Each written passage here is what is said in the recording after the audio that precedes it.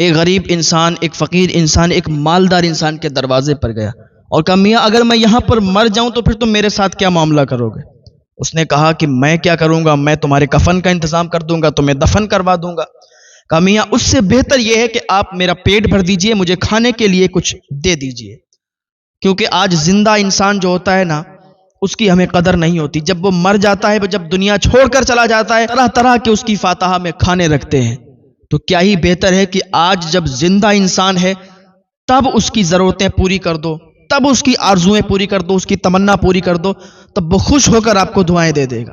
ہاں تو میں عرض کر رہا تھا کہ ایک بہت زیادہ پرہیزگار بزرگ تھے، بہت زیادہ، کہ 5 وقتہ نمازی تھے اور روزے رکھتے تھے، اور یہ رمضان شریف کا تو مہینہ چل ہی رہا ہے۔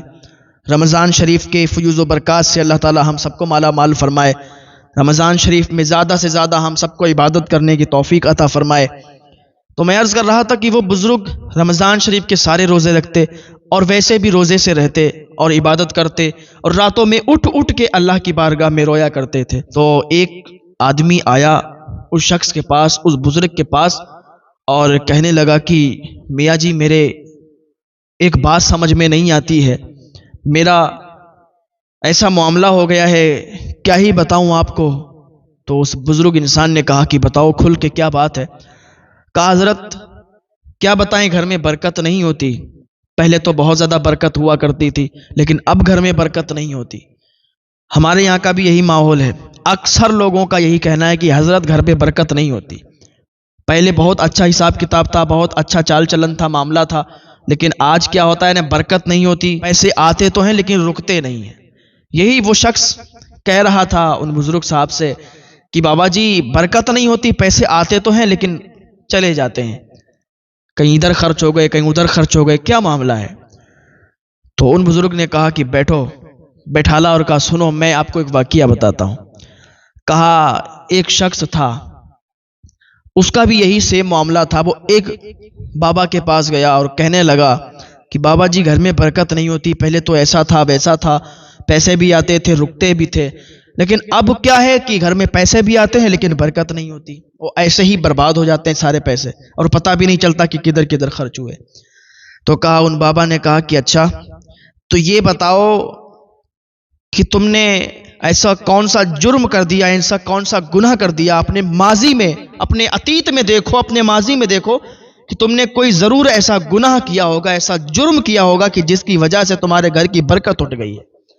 کہا وہ شخص جب اپنے ماضی میں دیکھتا ہے، جب وہ سوچتا ہے کہ اس نے کیا کیا، تو اس بابا سے کہتا ہے کہ ہاں میں نے ایک جرم کیا تھا۔ کہا کیا کیا تھا؟ کہا وہ جرم یہ ہے کہ میں نے ایک یتیم بچے کا حق کھایا تھا، ایک یتیم بچے کا حق کھایا تھا، ہاں بس یہی وجہ ہے کہ جس کی وجہ سے تمہارے گھر کی برکت اٹھ گئی، اس یتیم بچے کی آہوں نے تمہارے گھر کی برکت کو دور کر دیا ہے، اس یتیم بچے کی آہوں نے تمہارے گھر کی برکت کو اٹھا لیا ہے، تمہارے گھر برکت اسی لیے نہیں ہوتی۔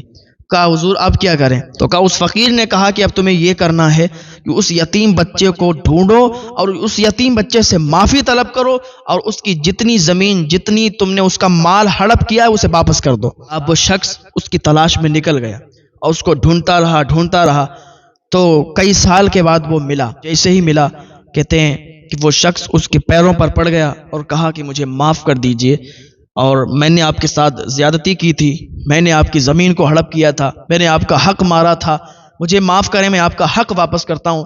کہ اس نے اس کا حق بھی واپس کیا، اسے معاف کر دیا، اس نے بھی اسے معاف کر دیا، کہتے ہیں کہ اللہ تعالیٰ نے بھی اسے معاف فرما دیا اور اسے اپنا مقرب بندہ بنا لیا۔ یہ فقیر بولا کہ جانتے ہو وہ شخص کون ہے؟ کہا کون ہے؟ کہا کوئی اور نہیں، وہ شخص میں ہی ہوں، کہ میں نے ایک یتیم بچے کا حق کھایا تھا، ایک یتیم بچے کا حق مارا تھا، مجھے اس فقیر نے بتایا کہ تم اس کا حق واپس کر دو، اس سے معافی مانگ لو، میں نے اس سے معافی مانگی، اس کا حق واپس کیا، اللہ تعالیٰ نے مجھے معاف فرما دیا اور مجھے یہ مرتبہ عطا فرمایا کہ میں آج اس کی عبادت میں ہی مشغول رہتا ہوں، میں نے سب کچھ چھوڑ دیا اور جتنی دولت تھی سب اللہ کے لیے قربان کر دی، اللہ کے لیے تقسیم کر دی، غریبوں میں تقسیم کر دی، اور آج اللہ تعالیٰ نے یہ مرتبہ عطا فرمایا ہے۔ ہاں تو اللہ تعالیٰ بندوں کو معاف فرماتا ہے، لیکن کب؟ جب بندہ سچی توبہ اللہ کی بارگاہ میں کرتا ہے، سچے دل سے توبہ کرتا ہے کہ آج کے بعد کوئی گناہ نہیں ہوگا، تو اللہ تعالیٰ ایسے ہی معاف فرما دیتا ہے جیسے اس نے کبھی گناہ ہی نہیں کیے۔ ہاں تو میں عرض کر رہا تھا کہ 5 لوگ جس کی عبادت قبول نہیں ہوتی. رمضان شریف کے مہینے میں بھی ان کی عبادت قبول نہیں ہوتی. اللہ اکبر. سب سے پہلا شخص وہ ہے جو ریاکاری کرتا ہے. ریاکار انسان کہ جو دکھاوا کرتا ہے، پیسے تقسیم کرنے میں دکھاوا کرتا ہے، نماز پڑھنے میں دکھاوا کرتا ہے، ہر چیز میں جو دکھاوا کرتا ہے، یعنی وہ لوگوں کو خوش کرتا ہے اور اللہ کو ناراض کرتا ہے. وہ ریاکار انسان، اس کی عبادت قبول نہیں ہوتی. صدقہ اس لیے کرتا ہے تاکہ لوگ اسے سخی کہیں، لوگ اسے دیکھیں تو اس کی تعریف کریں، لوگوں میں بیان کریں. تو ایسا شخص ریاکار ہوتا ہے اور اس کی عبادت قبول نہیں ہوتی. اور دوسرا شخص وہ جو اپنے ماں باپ کو دکھ دے گا، جو اپنے ماں باپ کو پریشان کرے گا، ان کو دکھ دے گا، اس کی بھی عبادت قبول نہیں ہوتی ہے. ارے بھائی، ماں باپ ہمارے لیے بہت عظیم نعمت ہے. ماں باپ ہمارے لیے بہت عظیم نعمت ہیں. ہمیں چاہیے کہ ہم ان کی خدمت کریں. جب یہ بچھڑ جاتے ہیں تو پھر ریشم کے تکیوں پر بھی نیند نہیں آتی ہے. میں ایک دن موبائل چلا رہا تھا، میری نظروں سے ایک بیان گزرا کہ اس میں ایک بوڑھا باپ اپنے بچے کے لیے رو رہا تھا. وہ کہہ رہا تھا کہ میرا بیٹا 11 سال سے مجھ سے الگ ہے، مجھ سے بات بھی نہیں کرتا. 11 سال سے وہ مجھ سے بچھڑا ہوا ہے، مجھ سے دور ہے اور میرے پاس نہیں آتا. مجھے اپنے بیٹے کی بہت یاد آتی ہے. اس کی باتیں سن کے مجھے رونا آ گیا کہ کیسا ہے وہ بیٹا جو اپنے باپ سے 11 سال سے جدا ہے اور اپنے باپ سے ملنے نہیں آتا، ملنے کی بات دور، اپنے باپ سے بات نہیں کرتا. کیا اللہ تعالیٰ تمہیں کامیاب کر دے گا؟ کیا اللہ تعالیٰ تمہیں بلندیوں پر پہنچا دے گا؟ جو اپنے ماں باپ سے الگ ہوگا، جو اپنے ماں باپ سے جدا ہوگا، کبھی بھی اللہ تعالیٰ اسے کامیاب نہیں فرمائے گا. ماں باپ کی بد دعا لے کر کوئی کامیاب ہوا ہے کیا؟ ماں باپ کی دعائیں لینا چاہیے.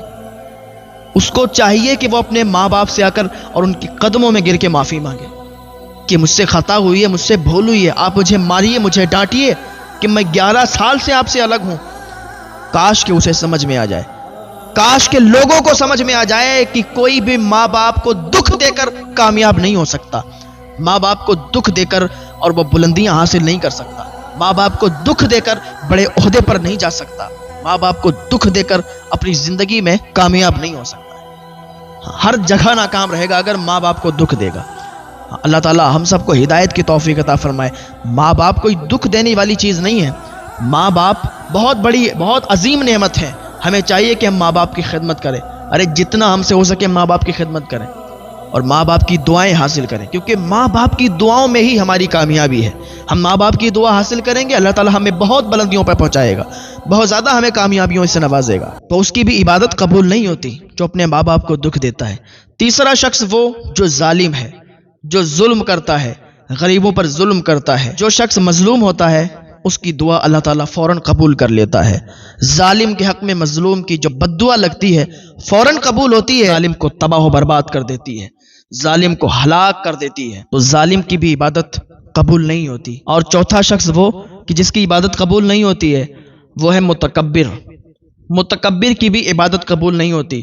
اگر کوئی شخص تکبر کرتا ہے تو اللہ تعالیٰ اسے ہلاک و برباد کر دیتا ہے، کیونکہ متکبر کی کوئی عبادت قبول نہیں ہوتی.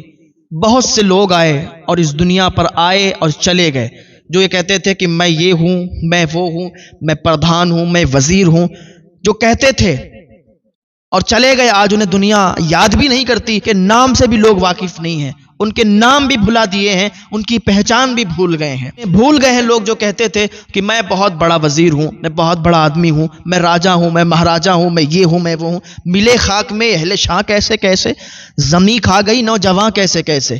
یہی تجھ کو دھنے رہوں سب سے اعلیٰ، ہو زینت نرالی ہو فیشن نرالا. جیا کرتا ہے کیا یوں ہی مرنے والا، زمانے کے فیشن نے دھوکے میں ڈالا. جہاں جی لگانے کی دنیا نہیں ہے، یہ عبرت کی جہاں کے تماشا نہیں ہے. ارے بھائی، نہ جانے کتنے لوگ آئے اور ایسے ہی چلے گئے. آج ان کے نام و نشان بھی مٹ گئے ہیں، ان کا نام لینے والا بھی کوئی موجود نہیں ہے. متکبر کی بھی کوئی عبادت قبول نہیں ہوتی ہے. اور پانچواں انسان وہ جس کی عبادت قبول نہیں ہوتی ہے وہ ہے مشرک، کہ جو اللہ رب العزت کی ذات میں کسی کو شریک ٹھہرائے، وہ مشرک ہے، اس کی عبادت قبول نہیں. لیکن یہ جو 5 لوگ ہیں ان کی عبادت قبول نہیں اگر یہ سچی توبہ اللہ رب العزت کی بارگاہ میں کر لیں. اگر کوئی متکبر ہے، اگر کوئی ظالم ہے، اگر کوئی مشرک ہے سب اللہ رب العزت کی بارگاہ میں سچی توبہ کر لیں. آج سے ہم سچی توبہ تیری بارگاہ میں کرتے ہیں. اے اللہ معاف فرما دے, تو ہی مالک ہے, تو ہی سب کا خالق ہے, تو ہی توبہ قبول فرمانے والا ہے, تو ہی معاف فرمانے والا ہے. اے پروردگار معاف فرما دے, آج کے بعد کوئی گناہ نہیں ہوگا, آج کے بعد کوئی جرم نہیں ہوگا. اے اللہ مجھے معاف فرما دے. جب آپ اس طریقے سے اللہ رب العزت کی بارگاہ میں دعا کریں گے تو اللہ تعالیٰ آپ کو معاف فرمائے گا. السلام علیکم ناظرین، اسی طرح کے اسلامک ویڈیو دیکھنے اور سننے کے لیے ہمارے چینل کو سبسکرائب کریں. جزاک اللہ خیرا جزا. السلام علیکم ورحمۃ اللہ وبرکاتہ.